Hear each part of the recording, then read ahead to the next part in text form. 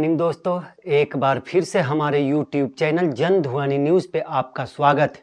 शिक्षा विभाग, नालंदा शिक्षा विभाग में व्याप्त भ्रष्टाचार और भ्रष्ट अधिकारियों के खिलाफ आज शिक्षकों का आक्रोश गुस्सा फूट पड़ा। शिक्षा विभाग के अधिकारियों, खासकर डीओ राजकुमार के खिलाफ दर्जनों शिक्षक हॉस्पिटल मोड़ पर जमा होकर एक दिवसीय धरना दिया। परिवर्तनकारी प्रारंभिक शिक्षक संघ के जिला अध्यक्ष रोशन कुमार का कहना है कि नालंदा जिला का शिक्षा विभाग अधिकारी नहीं बल्कि दलाल चला रहे हैं। पहले ये हाल नहीं था, लेकिन जब से डीओ राजकुमार नालंदा आए हैं तब से तो ये सरकार की कोई भी ऐसी योजना नहीं है जिसमें लूट खसोट मचा हुआ नहीं है। सर, सबसे पहले तो आप ये बताइए कि आपके अपने विभाग यानी शिक्षा विभाग ने या शिक्षा विभाग के किस अधिकारी ने शिक्षकों का क्या नुकसान पहुंचाया है जिसकी वजह से आप लोग इतने नाराज़ हैं कि इतनी बड़ी संख्या में शिक्षकों को लेकर यहाँ पर बैठे हुए हैं? सर, सबसे बड़ी चीज़ है कि यहाँ पर एक कन्या को जो है डीपीओ स्थापना का पद दिए हुए बरिए के रहते हुए कन्या को पद पर बैठाया हो गया है। ये सबसे बड़ी चीज़ है। दूसरी चीज़ है कि विभाग में इतनी भ्रष्टाचार बढ़ गई है कि शिक्षकों का काम बिना पैसा का 1 रुपया काम बिना दिए हुए नहीं बढ़ता है। अभी डीओ और डीपीओ प्योर दलाल के चंगुल में फंसे हुए हैं। वो दलाल जो कहता है वही काम को वो करते हैं। दलाल जो नहीं कहेगा कि इस काम को रोक दीजिए तो वह रोक देते हैं। हम लोगों ने कई बार जो है डीओ को भी मिल करके शिक्षकों की समस्या से अवगत करवाए हैं। उन्होंने सिर्फ मीठी मीठी बातों कह करके जो है हम लोगों को टालने का काम किया है। यहाँ हम लोग जो है बैठे हुए हैं, 28 को हमारा राजसूत्री मांग है, अब 12 को मेरा जो है जिला स्तरीय मांग है जो जिला से समस्या से संबंधित है। हमारे शिक्षक बंधु 6 महीना पहले विशिष्ट शिक्षक बन गए, आज तक उनका एचआरएमएस के नाम पर जो है उनको ठगने का काम कर रहा है। एचआरएमएस पर बोर्डिंग करेंगे, उनका वेतन भुगतान होगा।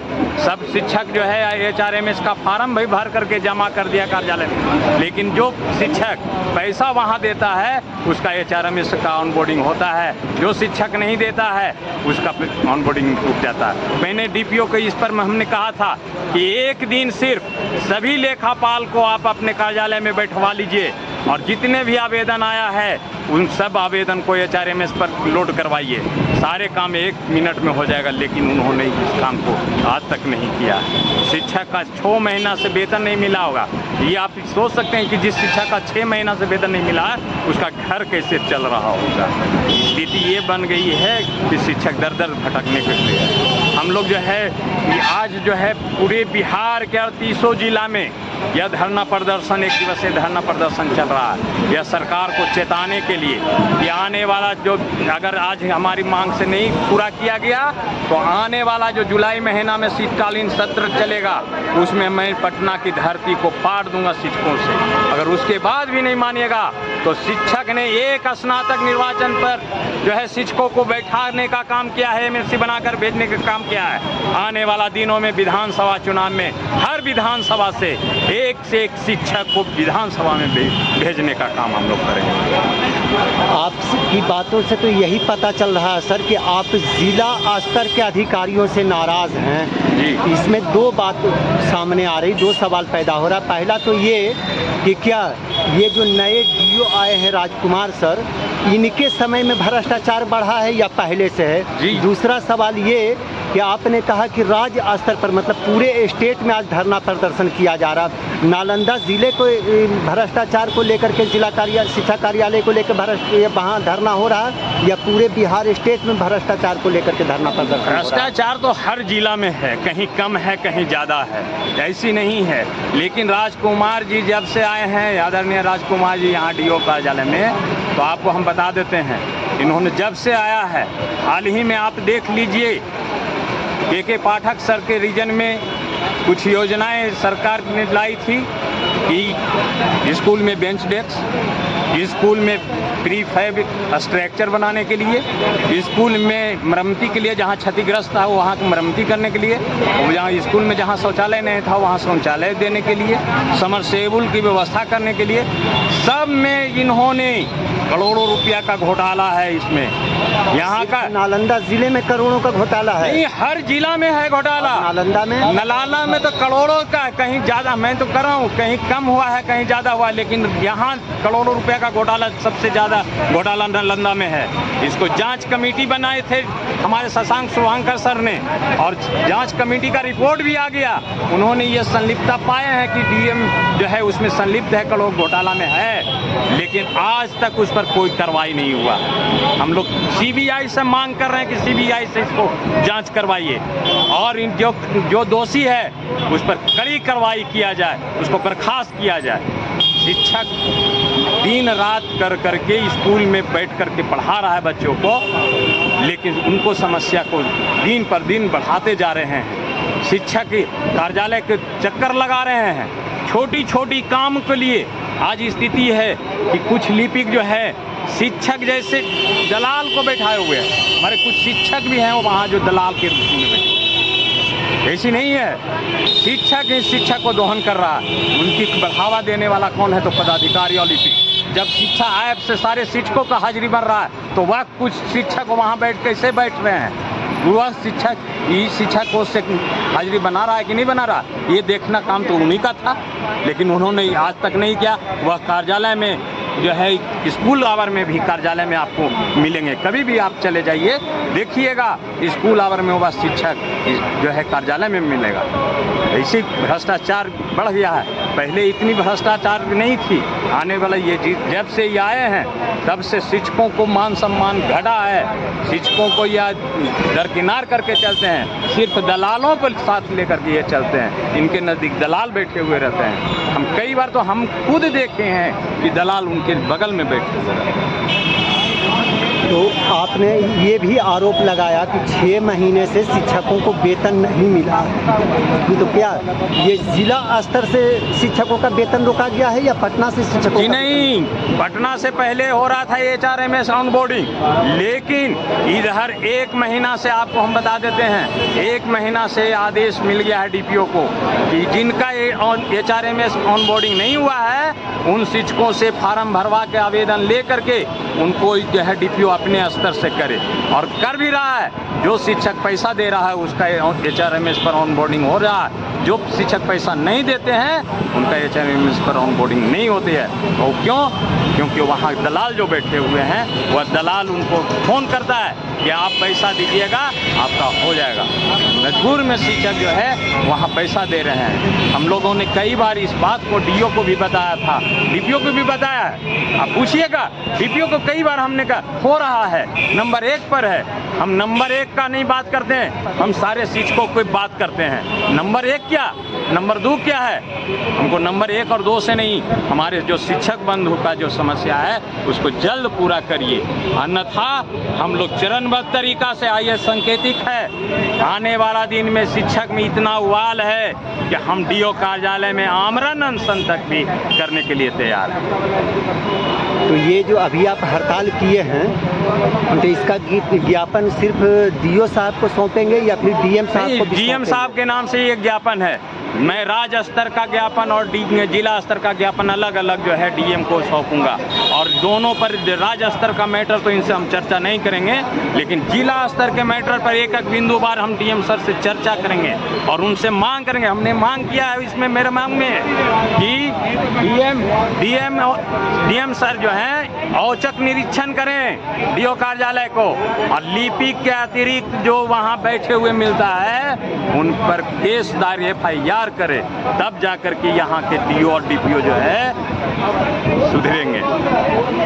मतलब आपके कहने का ये हुआ कि यहाँ का जिला शिक्षा कार्यालय पूरी तरह से भ्रष्टाचार में, दलालों के चंगुल में फंसा हुआ है। आप बड़ी अधिकारियों से यानी DM साहब से या ADM साहब से ये मांग करना चाह रहे हैं कि एकदम पूरी तरीके से साफ सुथरे तरीके से शिक्षा विभाग का जड़ से लेकर के ऊपर तक का जांच हो, ताकि दूध का दूध और पानी का पानी हो। जी एकदम, ये हम लोग मांग करेंगे उनसे।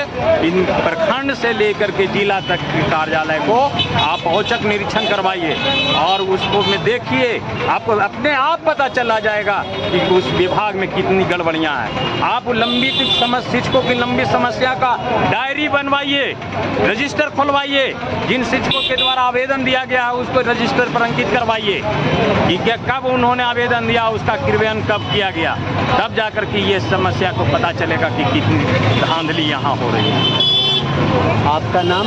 मेरा नाम रोशन कुमार, जिला अध्यक्ष प्रवर्तनकारी प्रारंभिक शिक्षक संघ नालंदा।